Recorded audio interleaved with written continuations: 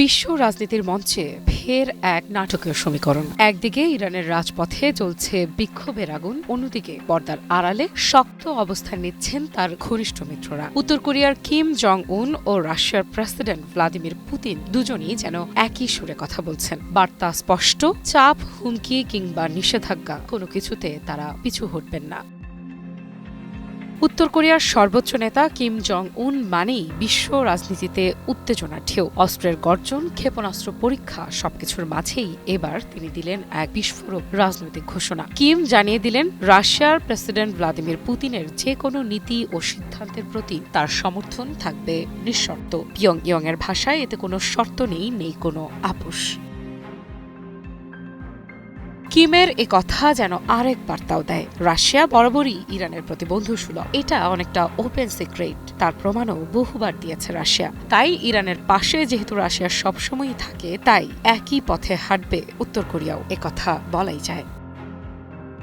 রাষ্ট্রীয় সংবাদ মাধ্যম কোরিয়ান সেন্ট্রাল নিউজ এজেন্সির বরাতে জানা যায়, পুতিনকে পাঠানো এক চিঠিতে কিম জং উন স্পষ্ট ভাষায় লিখেছেন তিনি রুশ প্রেসিডেন্টের সব সিদ্ধান্তকে সম্মান করেন এবং সর্বাত্মকভাবে সমর্থন করেন। কিমের কথায়, আপনার এবং আপনার রাশিয়ার স্বার্থে আমি সবসময় আপনার পাশে থাকতে প্রস্তুত। শুধু তাই নয়, তিনি জোর দিয়ে বলেন এই অবস্থান সাময়িক নয়, এটি স্থায়ী, চূড়ান্ত এবং অপরিবর্তনীয়। চিঠির ভাষা কেবল কূটনৈতিক ভদ্রতার মধ্যে সীমাবদ্ধ নয়, এখানে রয়েছে আবেগ, রয়েছে আদর্শিক ঐক্য। কিম লিখেছেন পুতিনের সঙ্গে তার সম্পর্ক প্রকৃত কমরেড সুলভ। তিনি বলেন এই বন্ধুত্বই তার কাছে সবচেয়ে মূল্যবান এবং সবচেয়ে গর্বের। আন্তর্জাতিক রাজনীতির শীতল কূটনৈতিক ভাষায় এমন আবেগঘন বার্তা খুব কমই দেখা যায়। এই জোটের প্রভাব ঠিক সেই সময়েই চোখে পড়ছে যখন তাদের আরেক মিত্র ইরান ভয়াবহ অস্থিরতার মধ্য দিয়ে যাচ্ছে। ইরানে একের পর এক কঠোর পদক্ষেপ নিচ্ছে সরকার। প্রথমে ইন্টারনেট সংযোগ বিচ্ছিন্ন, এরপর মোবাইল ফোন সেবাও বন্ধের পথে। তেহরান সহ বহু এলাকায় হঠাৎ করেই উধাও হয়ে যাচ্ছে নেটওয়ার্ক, ক্রমেই বাড়ছে উত্তেজনা।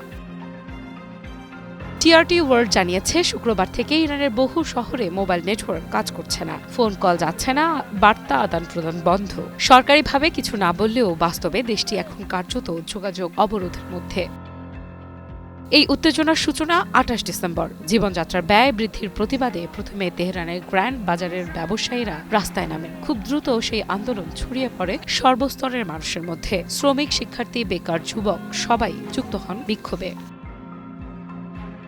টানা ১২ দিনের আন্দোলন ৮ জানুয়ারি রাতে ভয়াবহ রূপ নেয়। রাজধানী তেহরান সহ বিভিন্ন শহরে হাজার হাজার মানুষ রাস্তায় নেমে আসে। স্লোগানে স্লোগানে মুখর হয়ে ওঠে রাজপথ। ক্ষোভের তীর সরাসরি সরকারের দিকে।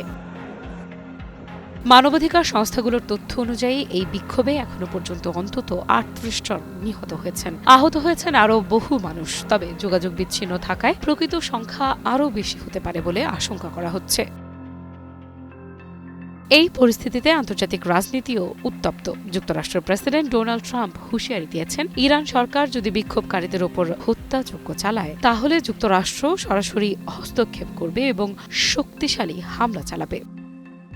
সব মিলিয়ে এক জটিল সমীকরণ। একদিকে ইরানের রাজপথে ক্ষুদ্র জনতা, তাদের উস্কে দিচ্ছে পশ্চিমারা, অন্যদিকে পেছনে দাঁড়িয়ে থাকা কিম পুতিনের শক্ত জোট। প্রশ্ন হচ্ছে, এই একজোট হুঁশিয়ারি কি শুধু বার্তার মধ্যেই সীমাবদ্ধ থাকবে, নাকি বিশ্ব রাজনীতিকে ঠেলে দেবে আরও বড় সংঘাতের দিকে?